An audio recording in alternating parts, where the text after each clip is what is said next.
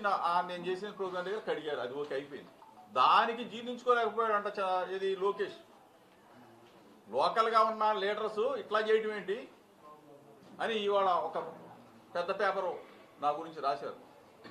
లోకేష్కి నేను ఉన్న మైండ్ పోయిందని చెప్పి అదేమన్నా పెద్ద బూతు మాట, మైండ్ పోయిందన్నమాట బూతు మాట అదేమన్నా.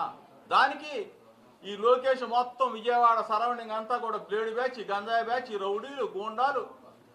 ఇంత అవసరమా? పిల్ల చేష్టలు మానుకోమా, పిల్ల చేష్టలు వద్దు.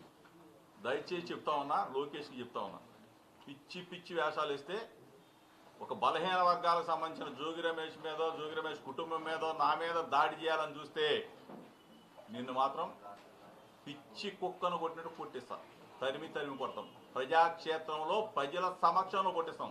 ఏమనుకుంటున్నారు? ఊరుకుంటాం అనుకుంటున్నారా? బలహీన వర్గాలు బీసీలు అంటే మీకేమన్నా అడ్డగోలుగా కనపడతా ఉన్నావా? మర్యాద ఇదిగో పోలీసులు కొడతా ఉన్నారు. చూడండి ఒకసారి. మళ్ళీ వచ్చారా?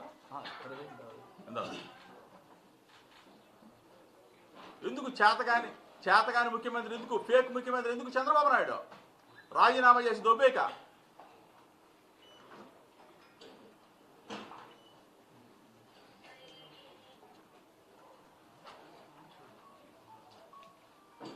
మీకు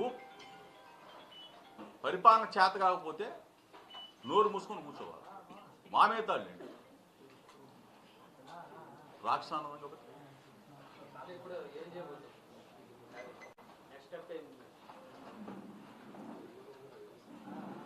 ప్రజలు చూస్తూ ఉన్నారు, మీడియా చూస్తూ ఉంది.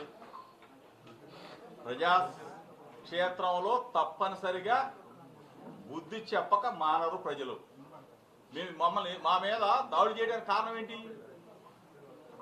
ఇప్పుడు జైల్లో పెట్టారు మమ్మల్ని, ఆనందం తీర్చుకున్నారు, రాక్షసానందం పొందారు, ఇంకా మా మీద పగ చల్లారలేదా? ఏం చేశాం?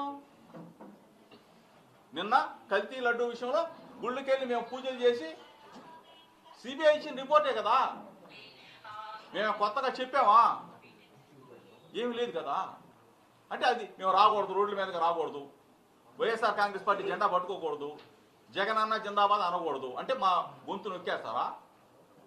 ఇది ప్రజాస్వామ్యమా? చంద్రబాబు నాయుడు రోడ్డు మీద తిరగలేదా? లోకేష్ పాదయాత్ర చేయలేదా?